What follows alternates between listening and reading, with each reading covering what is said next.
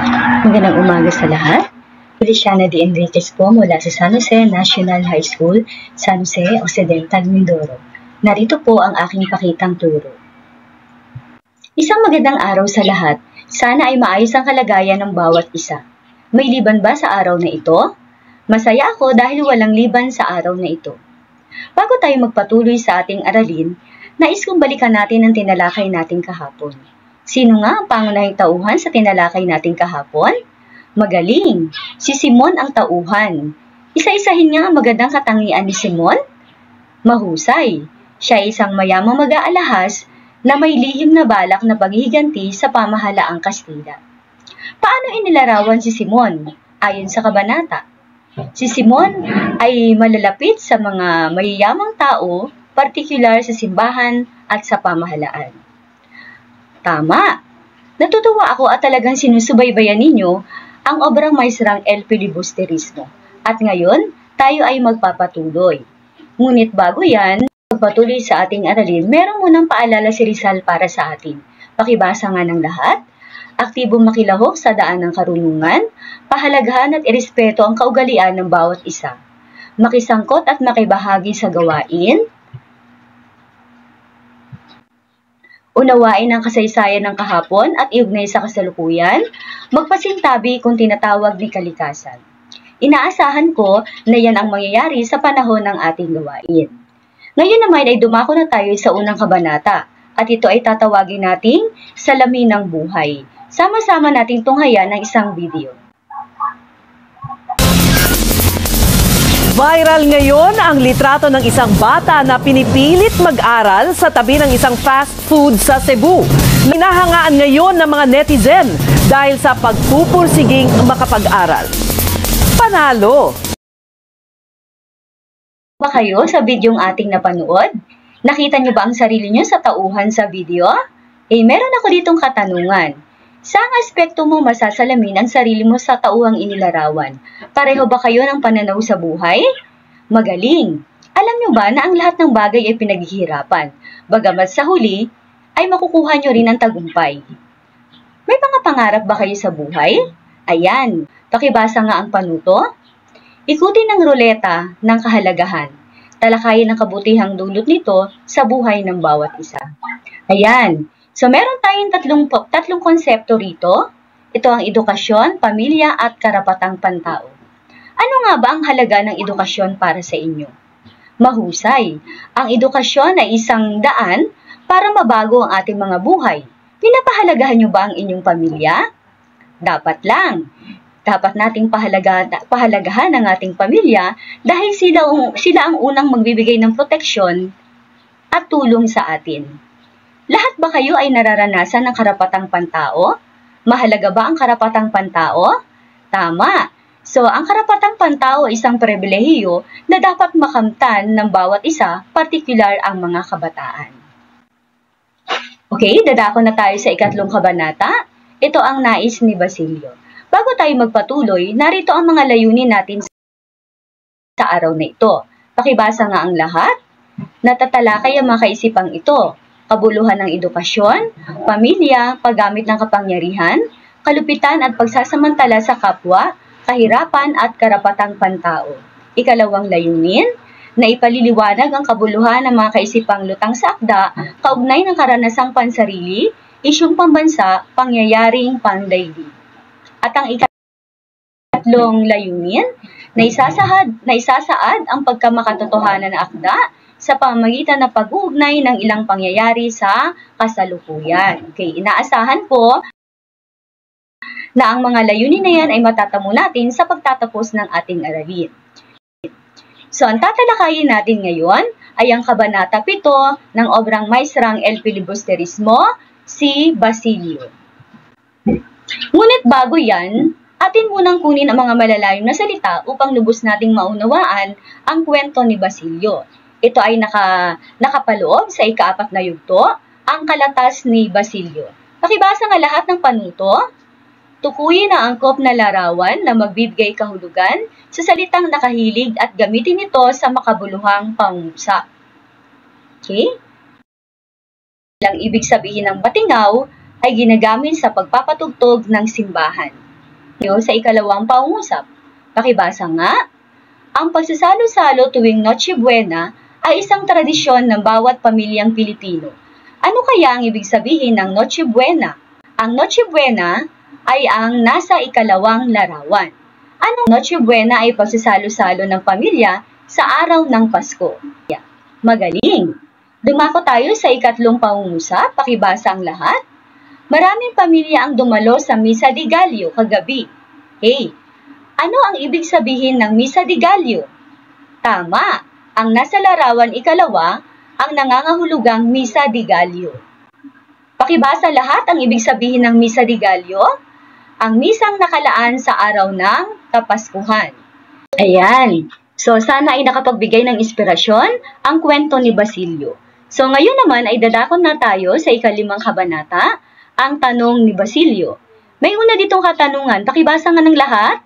Tukuyin ang katangian ni Basilio na nais mong taglayin. Bakit? Mahusay. Ang pagkakaroon ng positibong pananaw sa buhay. Bakit mahalaga na dapat tayo ay magkaroon ng positibong pananaw sa buhay? Magaling.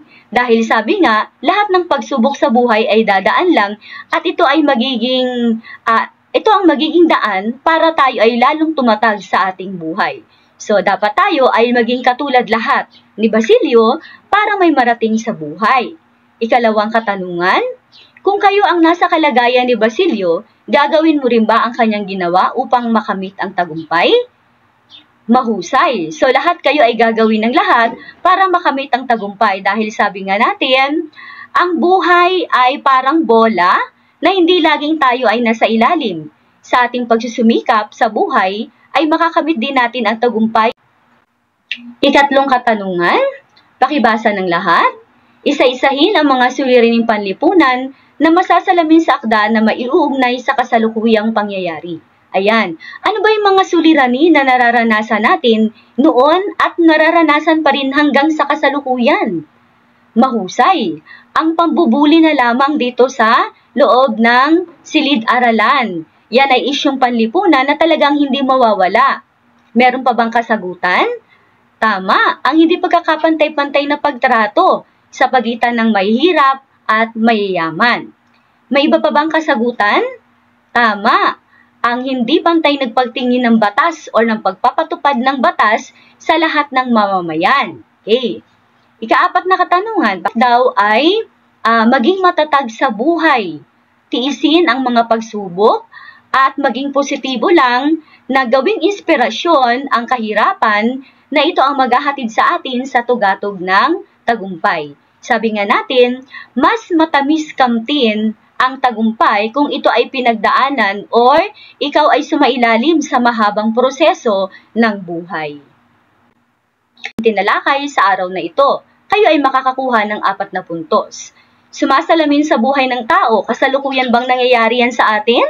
Ang puntos naman kung malikhain ang inyong paraan ng paglalahad at lahat ay nakiisa o nakisangkot ang lahat. Sa kabuuan, ang bawat grupo ay makakuha ng 10 puntos. Narito ang inyong gawain. Para sa grupo ng mga mandudula, okay, narito ang mga grupo ng mga mandudula. Ito ang kanilang mga interes. Diyan ko kayo ginrupo para maipakita ko talaga ang inyong kakaibang talento at ang inyong kakayahan.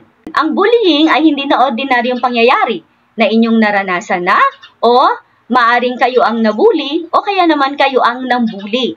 So, bigyan nyo ito ng buhay dahil ito ay karaniwang nangyayari sa inyong mga mag-aaral. Maliwanag ba ang inyong gawain? Okay? Dumako naman tayo sa ikalawang grupo. Tatawagin natin silang grupo ng likhang sining. Pakibasa ang inyong mga panuto. Kayo ang tinalaga ko sa grupong ito dahil nakita ko ang inyong kakayahan sa kahusayan sa pagguhit. Bataan. Ayan, tinalakay natin kanina sa unang bahagi ng ating aralin na napakahalaga na makamtan natin ang karapatan sapagkat ito ay pribilehiyo natin bilang isang kabataan. Ngayon naman ay ipakita nyo ito sa pamamagitan ng karikature kung hanggang saan or ano-ano ang karapatan ninyo bilang isang kabataan. Maliwanag, napakahusay ng inyong ginawang presentasyon. So, ang unang grupo, sila ba ay muli nating balikan ang ating criteria kanina. So, nakuha ba nila ang lahat ng criteria? Okay? So, tama naman, nakuha nila. Kaya sila sa kabuuan, sila ibibigyan ko ng 10 puntos. Samantala, anong masasabi nyo sa gawa ng ikalawang grupo? Okay, mahusay din sila, tama ba? Lahat ay nakisangkot. Kaya naman, bibigyan ko rin sila ng 10 puntos para sa kanilang ginawa. Okay? So, natutuwa ako dahil inyong ipinamalas ang inyong kahusayan at kaibang talento at ang lahat ay nakiisa. Nakita ko ang pakikisangkot ng bawat isa, kaya palakpakan ninyo ang inyong mga sarili. Sa pagkakataong ito ay dumako na tayo sa ikapitong kabanata ng ating aralin at ito ang karanasan ni Basilio. Ayan. So, meron ako ditong tinatawag na binhi ng sakripisyo, no? So, ang bawat isa sa atin ay talagang dumadaan sa mga sitwasyong ganito. Subalit, sa huli, sabi nga natin, kung may sakripisyo, meron din itong kaakibat na tagumpay. Ito yung bunga. Sabi nga, pag meron tayong itinanim, meron tayong aanihin sa tamang panahon. Ayan.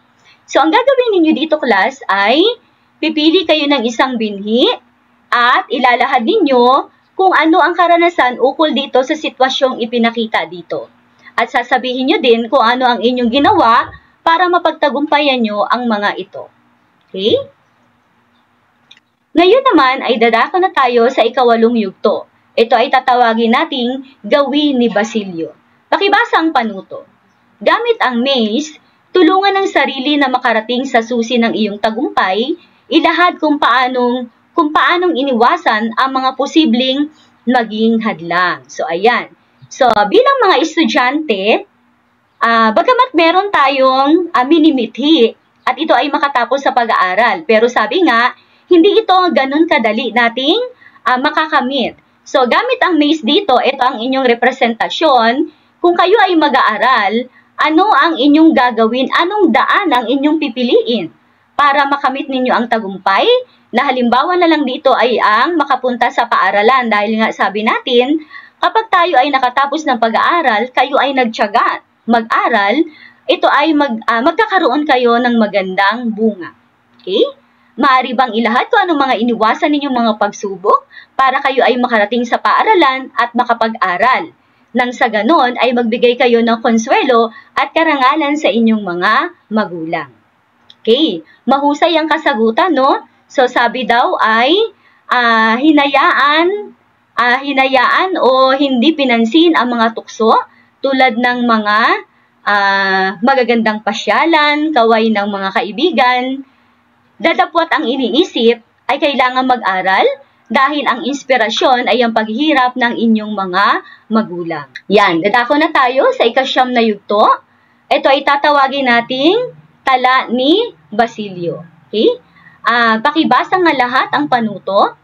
Gamit ang human chart, sagutin ang mga katanungan na nakapaloob sa gamit ni Basilio upang manumbalik ang kanyang tala. Ayan, so gagawin natin, meron ditong human chart, no? So meron tayong mga katanungan dito. So malakas, sino ang naging kasangkapan sa pag-abot ng kanyang pangarap? Ayan, si Kapitan Tiago ang tumulong kay Basilio para maabot niya ang kanyang mga pangarap. Paano tinupad ni Basilio ang kanyang pangarap sa buhay? Ayan, so tiniis niya ang tiniis ang lahat ng mga paghihirap, ang mga pambubuli, ang mga hindi magandang pagtrato sa kanya na kanyang mga mayayamang kamag-aral.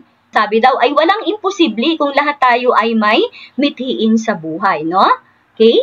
Kailan naisip ni Basilio na tapusin na ang kanyang buhay? Ayan. So, sabi, siya ay pinanghinaan ng loob. At yun ay normal lamang, no? Okay? So, saan tinupad ni Basilio ang kanyang pangarap sa buhay? Ayan. So, ayon daw sa kwento natin, mula sa probinsya sa bayan ng San Diego, siya ay lumuwas sa Maynila dahil gusto niyang mabago ang kanyang buhay, no? May pangarap siya na gusto niyang makamtan, na ito ay gusto niyang ialay sa kanyang inang si Sisa. Okay? Okay? Ang mga sumusunod ay ang mga pinahalagan ni Basilio sa kanyang buhay. Ang tamang kasagutan ay letter A. Dadako na tayo sa ikalawang katanungan. Sa pahayag na, gusto ko nang magpasagasa sa karuwahe dahil sa hirap ng buhay. Anong damdamin ang namamayani sa persona? Anong tamang kasagutan? Okay, magaling, tama. Letter B, kawalan ng pag-asa, no? Mako tayo sa ikatlong tanong.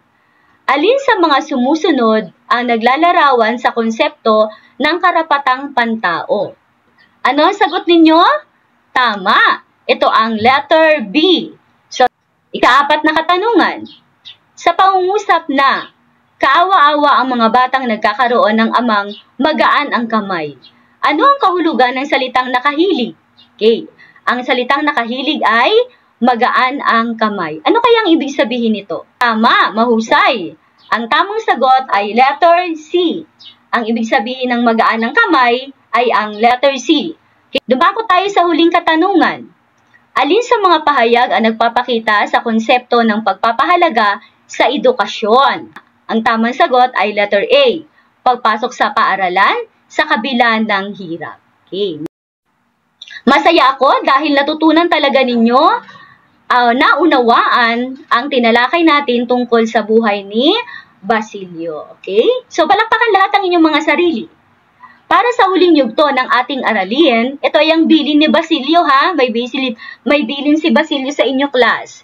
Okay? Sa pamamagitan ng timeline, ilahad ang pansariling plano kaugnay ng hakbangin sa pagtatamo ng pangarap sa buhay pagkatapos ng inyong pag-aaral. Isulat ito sa isang buong papel. Ayan. Naunawaan ba lahat ang ating aralin sa umagang ito? Okay, sana ay natutunan ninyo ang magandang aral at ito ay inyong mai-apply isabuhay sa inyong pang-araw-araw na pamumuhay bilang isang mag-aaral. So sa huli, salamat sa isang malawak na kaalaman at natatanging karanasan na ating pinagsaluhan hanggang bukas mga kawika.